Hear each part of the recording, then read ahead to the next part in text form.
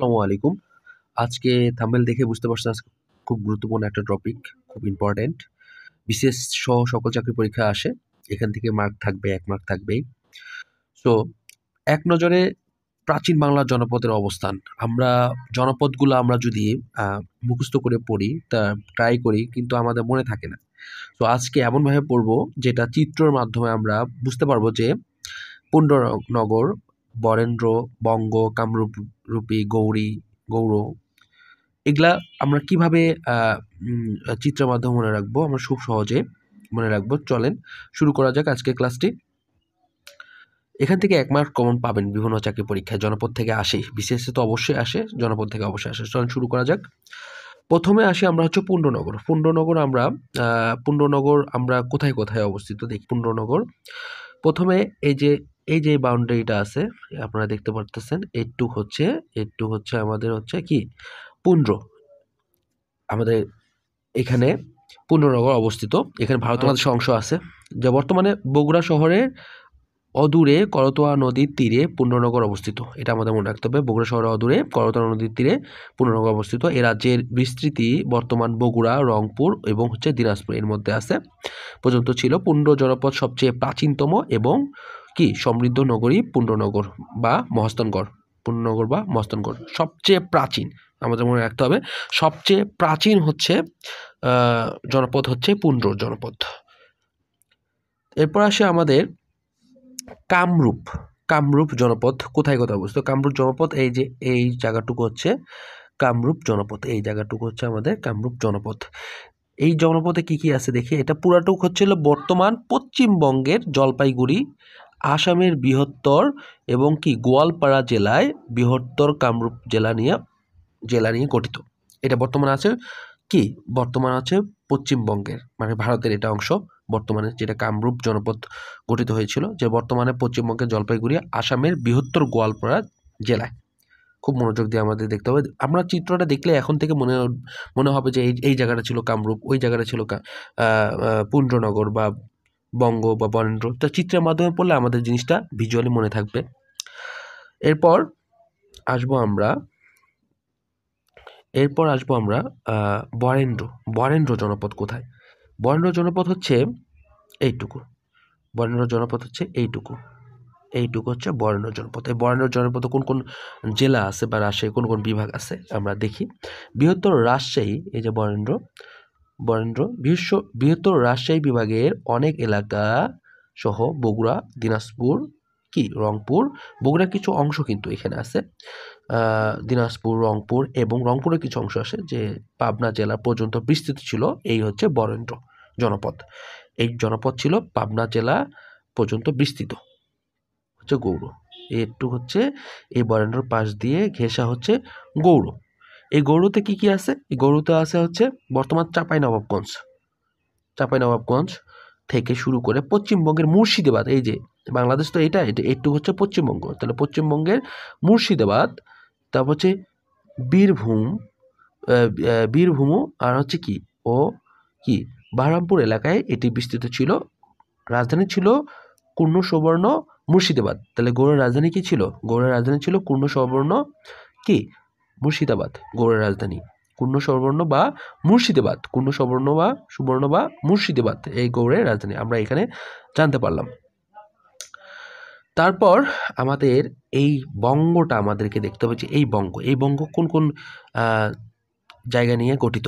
বঙ্গ হচ্ছে বৃহত্তম ঢাকা, ময়মনসিংহ জেলা, পশ্চিম অঞ্চল ফরিদপুর, কুষ্টিয়া, পটুয়াখালী। সেটা কোন দিকে আমরা দেখি? সেটা হচ্ছে এইটুক হচ্ছে বঙ্গ। এইটুক হচ্ছে আমাদের হলো বঙ্গ। এইটুক হচ্ছে আমাদের বঙ্গ।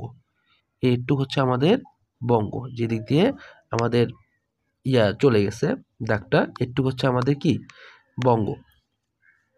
এইটুক আমাদের বঙ্গ। এটা হচ্ছে আমাদের বঙ্গ। তা বঙ্গতে কোন কোন জেলা অবস্থিত আমরা দেখি। সেটা হচ্ছে বঙ্গতে কোন কোন জেলা অবস্থিত?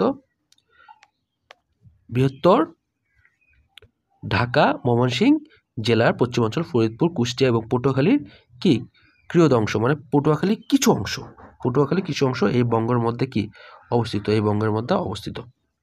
পরের জনপদে আমরা যাই। পরের জনপদ আমরা দেখব হচ্ছে হরিকেল। হরিকেল জনপদটা আমরা দেখব। হরিকেলটা কি? হরিকেল জনপদ আমরা দেখব।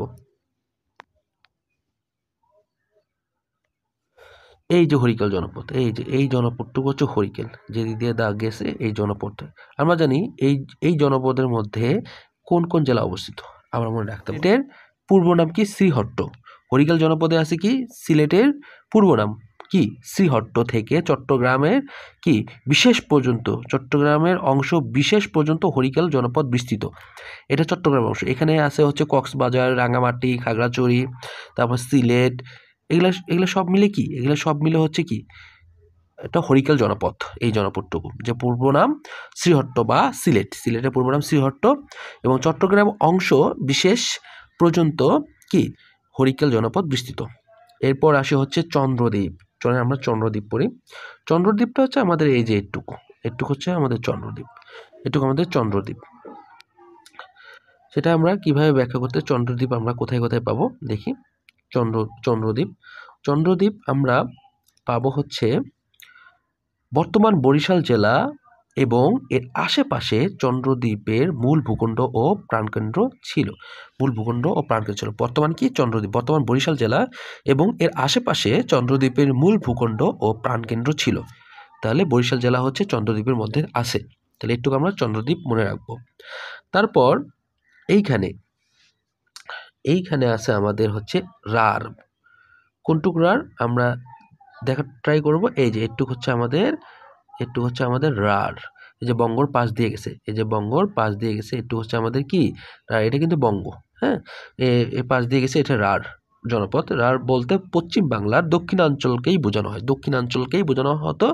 এটি গঙ্গা নদীর দক্ষিণ ও পশ্চিম ভাগে সীমাবদ্ধ ছিল। গঙ্গা নদীর পশ্চিম এবং দক্ষিণ অঞ্চলে কি সীমাবদ্ধ ছিল। রারের প্রধান নগরী বা রাজধানী ছিল কি?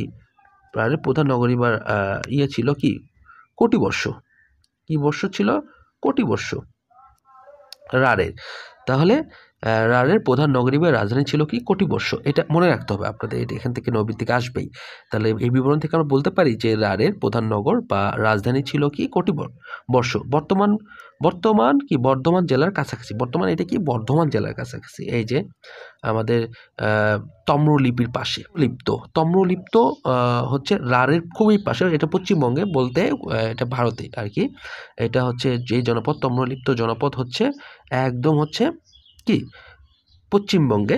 এই যে এখানে লেখা আছে পশ্চিমবঙ্গের মেদিনীপুর জেলার পূর্ব প্রান্তের অবস্থিত কি? তমলুক। এরপর আসে সমতট। সমতটটা আমরা কি বলবো? সমতটটা কতটুক? সমতটটা হচ্ছে এইটুকু। এই যে এইটুকু হচ্ছে সমতট। এই যে এগুলো আছে, হ্যাঁ, এইটুকু হচ্ছে সমতট। এই সমতটে আমরা দেখতে পাই সমতটে কোন কোন জেলা বা অঞ্চল ছিল, যে ভারতের ত্রিপুরা ও বৃহত্তম কুমিল্লা। বৃহত্তম কি? এটা কুমিল্লা। সমতটে কিন্তু কুমিল্লা আছে। কুমিল্লা ও নোয়াখালী অঞ্চলেই ছিল প্রাচীন সমতট। নোয়াখালী এবং কুমিল্লায় ছিল প্রাচীন সমতট। সপ্তম শতকে, খুব ইম্পর্টেন্ট একটা প্রশ্ন, সপ্তম শতকে সমতটে এসেছিলেন হিয়েন সাং। তাহলে কোন জায়গায় হিয়াংসাং এসেছিলেন? এই জায়গায় হিয়াংসাং এসেছিলেন। এই সমতটে হিয়াংসাং এসেছিলেন। সমতটে কে এসেছিলেন? সপ্তম শতকে। আবার বুঝতে হবে এটা, সপ্তম শতকে কি? সপ্তম শতকে সমতটে এসেছিলেন হিয়াং কি? সাং। এর বিভিন্ন রকমের প্রশ্ন এখান থেকে আসবে। এই চিত্রর মাধ্যমে যদি আপনারা পড়তে পারেন তো ইনশাল্লাহ এখান থেকে 1 নাম্বার কমন আপনারা পাবেন। সবথেকে বেশি এখান থেকে এই জনপদ থেকে চলে আসে।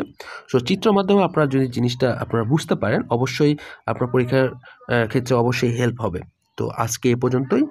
সামনে আরও নতুন টপিকে ভিডিও আসবে। সো চ্যানেলটিকে অবশ্যই সাবস্ক্রাইব করবেন। ভালো থাকবেন, সুস্থ থাকবেন। আল্লাহ হাফিজ।